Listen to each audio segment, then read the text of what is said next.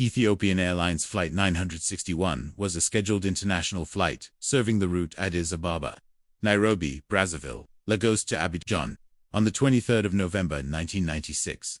The aircraft serving the flight Boeing 767-200 was hijacked en route from Addis Ababa to Nairobi by 3 Ethiopians seeking asylum in Australia. The plane crash-landed in the Indian Ocean near Grande Comore, Comoros Islands, due to fuel exhaustion. Of those on board, 125 of 175 died in the water landing, including all 3 hijackers and 6 of the 12 crew. It was the first recorded instance of the ditching of a wide-body aircraft. The aircraft involved was a Boeing 767, registered ETAs, that first flew on the 17th of September 1987, powered by 2 Pratt & Whitney JT9D7R4E engines. It was delivered new to Ethiopian Airlines on the 22nd of October 1987, except for a short period between May 1991 and February 1992, when it was leased to Air Tanzania. The airplane spent its life in the Ethiopian Airlines Fleet. It was 9 years old at the time the hijacking took place. Captain Lou Abate, 42, an experienced pilot with over 11,500 total flight hours, including 4,067 hours in the Boeing 757 and 767, was the pilot in command. The first officer on the flight was Jonas Makuria, 34. He had flown more than 6,500 hours, 3,042 of them in the Boeing 757.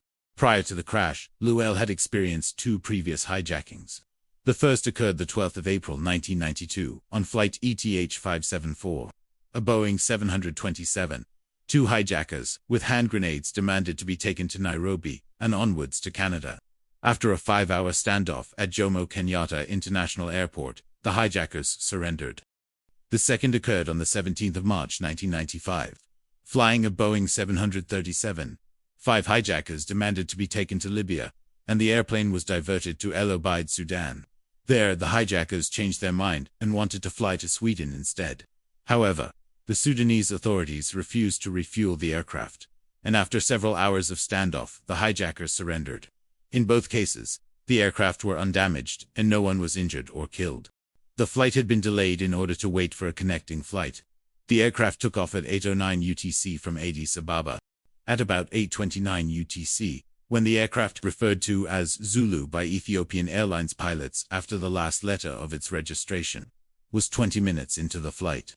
3 Ethiopian men charged the cockpit and hijacked the aircraft after taking an axe and a fire extinguisher from the cockpit. The men threatened to blow up the plane in flight if the pilots did not obey their demands. The hijackers claimed that there were 11 of them, when in fact there were only 3. After assaulting and forcing First Officer Jonas Makuria into the cabin, they made an announcement. Over the intercom, they declared in Amharic, French and English, that if anyone tried to interfere, they had a bomb and they would use it to blow up the plane. Authorities later determined that the purported bomb was actually a covered bottle of liquor. The hijackers demanded the plane be flown to Australia. Luel tried to explain they had only taken on the fuel needed for the Addis Ababa to Nairobi sector, and thus could not even make a quarter of the journey to Australia, but the hijackers did not believe him. One of them pointed to a statement in the fleet page of the airline's inflate magazine that the maximum flying time of the 767 was 11 hours. Luel later commented, "The hijackers knew they wouldn't make it to Australia. They just wanted us to crash. They should be dead. The way they were talking, they didn't want to live." Instead of flying east towards Australia, the captain followed the African coastline southward. The hijackers noticed that land was still visible and forced the pilot to steer east. Luel secretly headed for the Comoro Islands, which lie midway between Madagascar and the African mainland. During this time, 2 of the hijackers went into the cabin, with the lead hijacker staying in the cockpit. The plane was nearly out of fuel as it approached the island group, but the hijackers continued to ignore the captain's warnings. Out of options, Luel began to circle the area, hoping to land the plane at the Comoros main airport. This forced Luel to land at more than 175 knots. At 11:41 UTC, the right engine flamed out. The hijacker briefly exited the cabin to talk with the other hijackers. Luel took this opportunity to make use of the aircraft's public address system and made the following announcement. "Ladies and gentlemen, this is your pilot. We have run out of fuel and we are losing 1 engine at this time, and we are expecting a crash landing, and that is all I have to say. We have lost already one engine, and I ask all passengers to react to the hijackers." Hearing this, the lead hijacker returned to the cockpit and knocked Lul's microphone out of his hand. Shortly after this, the left engine flamed out, forcing the 767 to glide. The cockpit voice recorder then recorded the following: "Lul, for the sake of my responsibility at least, the passengers must know the condition. Hijacker, descend it, increase the speed further. Lul, it doesn't have any difference. Please, all the same. We are going to die. Why don't you? I thought there is no need to. For the passengers." End of recording. Lul's sentence was cut off as the CVR and flight data recorder both stopped recording. At this point, due to both engines having flamed out, Lul tried to make an emergency landing at Prince Said Ibrahim International Airport on Grande Comore, but a fight with the hijackers at the last minute caused him to lose his visual point of reference, leaving him unable to locate the airport. While still fighting with the hijackers, he tried to ditch the aircraft in shallow waters 500 yards off La Galoa Beach Hotel, near Mitsamuli, at the northern end of Grande Comore Island. Lul attempted to land parallel with the waves instead of against the waves in an effort to smooth the landing. Seconds prior to contacting the water, the aircraft was banked left some 10 degrees. The left engine and wingtip struck the water first. The engine acted as a scoop and struck a coral reef, slowing that side of the aircraft quickly and causing the Boeing 767 to suddenly tilt left. The rest of the aircraft then entered the water unevenly, causing it to cartwheel and break apart. Except for the rear part of the airframe, the broken portions of the fuselage sank rapidly. Many passengers died because they prematurely inflated their life jackets in the cabin, causing them to be trapped inside by the sinking plane. Island residents and tourists, including a group of scuba divers and some French and Indian doctors on vacation, came to the aid of crash survivors.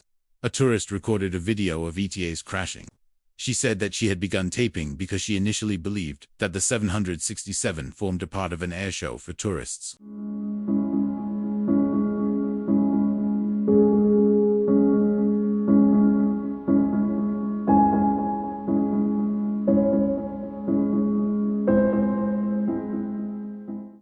On the 3rd of December 1996, the General Directorate of Civil Aviation of the Comoros agreed to delegate the investigation of ET-961 to the Ethiopian Civil Aviation Authority. The Air Accidents Investigation Branch analyzed the flight recorders. The final accident report includes a listing of surviving and dead passengers and crew. All 12 crew members were Ethiopians. 6 survived, including the captain and first officer. The passengers originated from 36 countries. The dead passenger count includes the 3 hijackers. Of the passengers, 42 originated in Mumbai, including 3 Americans, 9 Nigerians, 9 Sri Lankans, 19 Indians. The rest of the passengers originated in Addis Ababa. Of the 175 passengers and crew members, 125 were killed, including the 3 hijackers.